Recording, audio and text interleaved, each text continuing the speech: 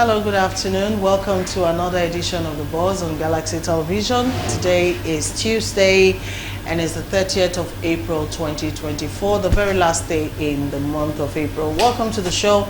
It's The Buzz, and this is where we talk what is trending, especially on social media. You don't need to look too far to know what Nigerians are talking about. The issue of fuel scarcity, even as fuel queues returned to filling stations, is the #1 issue right now. That, of course, is after the 70,000 naira minimum wage as announced by the Edo State governor. Well, anyways, let's talk about how fuel situation is dealing with you in your area. Welcome to the show. My name is Patience, and it's a pleasure to be here as always. I have two guests with me on the program. One is right here in the studios, and the second one is joining us virtually. Let me start with my guest in the studio. Mazi Chinedu Mobioha is making a comeback this week. He is a retired banker. He's a chartered administrator and is joining us as a public affairs analyst. Good afternoon, Mazi. Welcome to the table. Yeah, good afternoon, madam. It's my pleasure. Thank you for having me. You're welcome, sir. Yeah, I have been away for a month and 2 weeks. I traveled. Welcome back. While I was away, I was with Dr. Madoka in his home. It was a home indeed at Isugwato. It's good to know that, I mean, people are seriously considering this issue of returning back home, you know, and making the best of organic living, if you get what I mean. Not necessarily returning home, but visiting home from time to time. There's no place like coming away. And the pressure, the stress here is too much. So once in a while, if you have the space, if you have the time, if you have the energy, if you have what it takes, the resources, then you go and spend some 3 days, enjoy the fresh air, enjoy the fresh vegetable, enjoy everything fresh. Then after enjoying the fresh air, you come back to the hustle and bustle of Lagos. Of course, including the transport increase, whatever. Welcome, Mazi, to the show. Thank and you. My virtual guest this afternoon, Prince Francis Chilaka, is joining us from here in Lagos. He is the Executive Director for Kuth Foundation, and he's also joining us as a public affairs analyst. Good afternoon, Prince Chilaka. Thank you for joining us.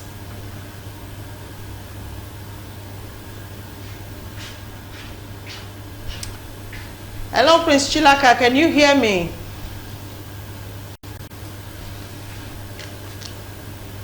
I can't say the same for you. All right. We'll check up on our virtual guest as the show goes on. Welcome, viewers.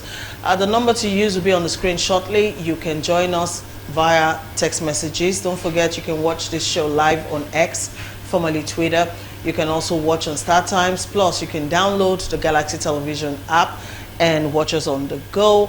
Or you watch relays of this program later on Facebook and on YouTube. Having said that, commuters were left stranded yesterday and also today as fuel scarcity bites hard in many states in Nigeria. Well, let's start with Lagos. Nigerians in Lagos State were stranded yesterday due to fuel scarcity, and different photos trending online showed different bus stops in Lagos where commuters waited for endless hours for buses that weren't coming so quickly. Also, the ones that did come in, you know, were charging almost double the normal fares. Also, a lot of photos also showed commuters trekking as an alternative to get to work, you know, especially those who fell short of the transport fare, who couldn't, you know, imagine someone who had already calculated how much it takes him or her to and back from work, and then what you have on you cannot do that. So they resorted to trekking a lot yesterday. And also, many filling stations remained under lock and key throughout the entire weekend, and this culminated into long queues yesterday. That's at the few filling stations who were opened up for business. And talking about the filling stations that were opened up for business, there were a lot of news coming in from those from people who tried to get petrol from those stations, talking about how much they were being charged before they can even allow your car come into the the fuel station to get filled up. In one very comical video, one person was saying at the filling station they were asked to buy meat pie before they could get fuel to. I mean, so many reports online. All right, I'm checking on Prince Chilaka again. Can you hear me now, sir? I was hearing you a few minutes ago. Good afternoon, Prince Chilaka. Okay. I can see you, but I'm not hearing you. Please help us check your audio source. Meanwhile, to kickstart this conversation, let's go take a look at some of the videos, shot at some of these filling stations. We'll come back after this. Stay with us. All right, welcome back. Meanwhile, the Independent Petroleum Marketers Association of Nigeria, IPMAN, has said that the fuel scarcity being experienced across the country will last for 2 more weeks. Okay, so on the one hand is the fuel marketers, saying the NNPCL isn't supplying them, fuel anymore, which is what is resulting in the scarcity we're experiencing right now. On the other hand is the federal government telling us, not to panic. There's enough fuel, billions of liters of fuel. But then, where is the fuel? Mazi, let's come in at this point, please. Yeah, you are asking me where is the fuel. I supposed to ask you also where is the fuel, because we have been saying time and again that talk is cheap. It's not something you tell a blind man that there's no oil, salt or pepper in the soup. You only tell him that there's no oil. But an experienced blind man will be able to know the taste. They've been promising us that we should stop panic buying, that to ease soon be eased, and they have a large number of stock placed. And they continue telling us all these cock and bull stories. But today, like the question you asked me, where is the fuel? It needs to be desired, because you read a report where even those that have the fuel, they sell at a very exorbitant price, and commuters, transporters are compelled to buy snacks. In some area, when I come on air anywhere, I don't just say anything by saying sake. I say what I saw as an eyewitness. In some area, the hoodlums compel them to pay money, and even the petrol attendants, the fuel attendants, also ask them to pay per jerrycan. So we are in a sorry situation that the fuel they promised us. But Madam P, I expected that with the removal of the fuel subsidy, we will have no reason to queue.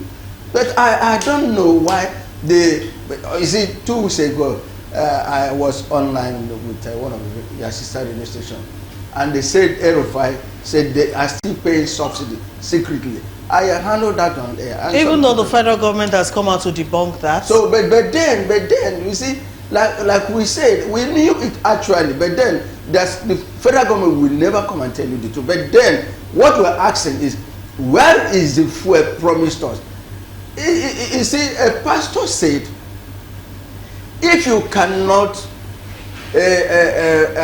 cannot allow your followers to leave your church, plant grass so that they will eat and remain. If you cannot leave them, keep them where they were. We are asking, if you cannot give us the fuel, return us to where we were before you came.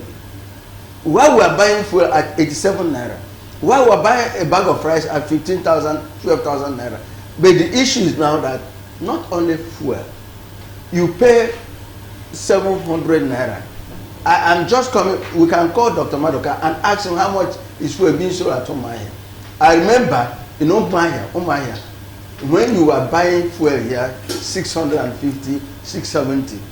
In the east, we were buying it 700, 800. In my village, I was buying it 800, 1,000 naira. So it is a sorry situation that, and I begin to ask myself, why is it that up till now, from 1999 to now, where are the refineries promised us? What are the new ones? If you cannot give us new one, I'm going back to my proverb before. If you cannot give us a new one, why can't you sustain, repair, and make functional those ones that were there before. Kaduna refinery is not working. What do you call it? Port Harcourt refinery is not working. The other one in the Niger Delta is not working. Then what has happened to the billions of naira being spent? What has happened to it? And tomorrow they will tell us this. Buhari came and said he's going to give us one refinery every year, which means for the 8 years he stayed, he would have given us about 8 refineries. Then our president came now and said this. Jonathan promised us. Why is it that no refinery, no new one has been built, and the old ones are not functional? We cannot have regular supply of oil if our refineries are not working. All right. Thank you, Mazi. All right, Prince Chilaka, let's hear your own perspective, on this issue of fuel scarcity. According to the marketers, this recent scarcity is as a result of a supply challenge.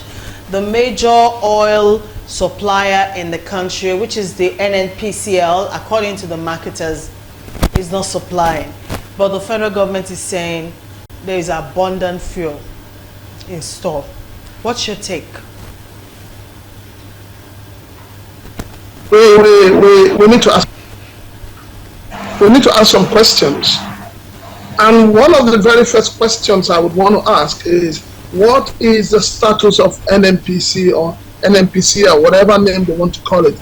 Is it a subsidiary of the federal government, or is it a privately limited liability company? We need to know the status of this organization, and that will help us to understand the role they are playing in the supply of petroleum products to Nigerians.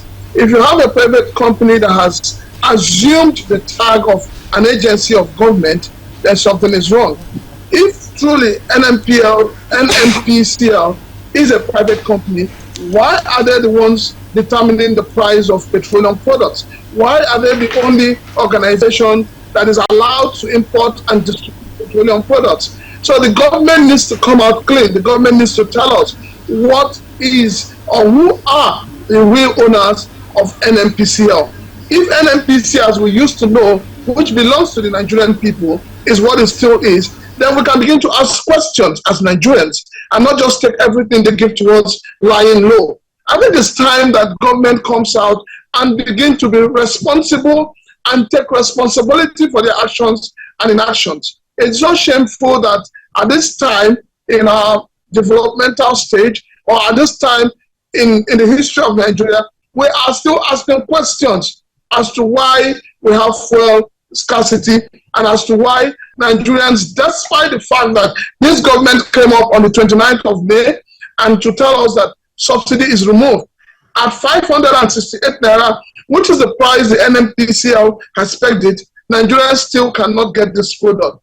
It means that something is wrong, and it means that this government does not have the balls or the political will with which to curb the level of corruption that is going on in NNPCL.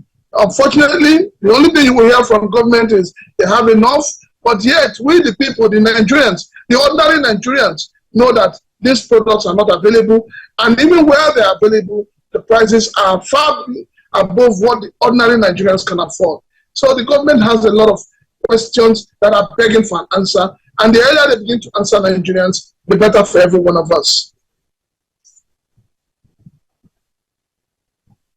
Okay, you've talked extensively about, the corruption at different stratas of authority in the NNPCL, which is like the bottom line of what we're experiencing right now. Let's also talk a little bit about us Nigerians, our own part we're playing in all of this. For instance, the video I played before we started talking, a particular filling station asking customers to buy something else they are selling, meat pie, by force, before they can, buy fuel from the filling station. Also, there's another video where the attendants were actually charging gate fee, if we can put it that, or toll fee, I don't know, from, motorists before you can even bring your car into the station and buy fuel and all of that. Let's quickly talk about, you know, the part played by us, the citizens, as well, and not just the government. I'm directing that to you, Prince Chilaka, as well. Unfortunately, we have a system, or we have a country where everybody takes advantage of the other person. The government takes advantage of the people take advantage of themselves. Nigeria is the only country where the people are disenfranchised, the people find their leaders stealing from them, and yet they'll be the ones to defend the same leaders. They will tell you, oh, don't touch him, he's one of us, he's our child. What is playing out is indiscipline in the land. It's the greed, it's the selfishness, it's the wickedness of the Nigerian people. And this is as a result of bad governance. You know, people feel that, well, the government is not doing everything for us, the government is not providing anything for us. So as a matter of fact, people are finding ways and means to survive. What you have playing out is survival instinct of the Nigerian people. Unfortunately, it is still the Nigerian poor that are taking it out on the Nigerian poor themselves. This is unfortunate, this is sad. I would not succumb to that. And I think that this is where we really need, if government was working, for instance, you have police officers who would have gone around to arrest these people. But at the end of the day, you also find out that even the policemen pay the same toll gate to get their vehicles in. And then for those asking people to buy meat pie, it's a shame. But it shows you that there is hunger in the land and people are finding ways and means to survive. It is unfortunate, nobody should support it, but this is the Nigeria we have today. Thank you, Prince Chilaka. All right, I'll direct the same question to you, Mazi. The role we as citizens are also playing in all of this. I think you know there's a saying that says one is an architect of his own misfortune. Now, in this case, is a high rate of impunity in the society, a systematic failure on the part of the government. You mentioned being forced to buy snacks, also toll gate or ticket to enter. Then the attendants themselves also surcharged the buyers, where they're supposed to. If you have, I've been a victim of that, where I was trying to refill my tank. I got to a point, I was thinking that a certain amount of money will be able to fill my tank. It didn't get to that. The balance, I asked them to return my change. I mean, they said, oh God, that's not. So it's unfortunate that they find ourselves, look, those. Sorry, Bazi, not to even talk about the fact that they've also, you know, manipulated, yes, you know, yes. their meters. In most of 1 liter is not 1 liter. In most of these filling stations, do you know, if you now doubt me, ask Okada person, okay, it's in the east. They prefer to buy from the roadside. Do you know what? They prefer, they say that their own liter, 1 liter is more accurate, more complete than the one you buy from the filling station. So now you pay money to enter into this, into the filling station. Then you buy the snacks or you tip them. Then the attendants charge money for a gallon of whatever. So then you add it to the actual money. Still, when you want to buy complete, they will not sell the complete liter to you. It's unfortunate. The corruption has eaten deep into our mouths. And if we have a system that is working, if you have price control, if you have a working law enforcement agency, if you have people who have conscience, all these rascalities will not be less. We can't see it at all. But you see, in some places, we, the citizens, we the masses, also help. When somebody says, no, I can't give, you find out that somebody behind you will say, okay, if you don't want to, please leave there. So it is something that is now a norm. It has become part of us. Because when an evil abomination is allowed to last for more than a year, it becomes part of the system. That is what we are saying. Because let me tell you, in any they don't, unless they've changed now, they don't even use calculator. How much is it? Okay, if you don't want to buy, leave it. How much is it? How much is it? I was coming back on Sunday. The ticket fee was supposed to be 25 or 27,000. Before I get there, they say it's 33,000 naira. What is the cost? In some filling station, 1,000 naira, no Maya. In some area, 900, 800. So there's no uniformity. Everybody does whatever he wants in this country. That is why everyone wants to cut his own. Everyone wants to take his own national cake, and the masses are suffering it. And the same masses complaining. The same. What about the traders? Even the market woman, they also have their own part to play. Because a market woman, look at the Okaze, that's this leaf, that you go to the bush to get. When you come to the market, you say dollar has come up. What has the dollar got to do with Okaze or vegetables? So it's everywhere until we address our problem. Until we look into the system and say this system is corrupt. We must control it. Look, I happen to be in a situation where you see this, I will not do it. I will not pay that much. And you see some people that say, Oga, not be alone now. Oga, leave if you not pay. Why are you disturbing us? That is the area we have found ourselves. So it's not only the petroleum attendant, it's everywhere. The market women, the transporters, they're exploiting us. Everybody's exploiting everybody's involved, which is wrong because we don't have a system that is working. Thank you, Mazi. All right, still on this issue of fuel scarcity, it has grounded many economic activities across the Federation, and more and more queues are now beginning to appear at filling stations. That's the filling stations that even have fuel to sell in the first place. Now, marketers have blamed the fresh scarcity of petrol on a supply challenge from the major oil supplier in the country, which is the NNPCL. Meanwhile, the Independent Petroleum Marketers Association of Nigeria, IPMAN, they have come out to say that this recent petrol scarcity will last another 2 weeks because according to them, the shortage on importation bottlenecks and the slow pace of marketers' license renewal by the Nigerian Midstream and Downstream Petroleum Regulatory Authority will take a while for it to be resolved. All right, we have someone who's reacting here. Kenneth Ogbonna from Kogi State says, in our place here within Ankpa and Olamaburo local government of Kogi State, we are buying a liter of fuel for 1,000 naira now. We are tired of all these government policies.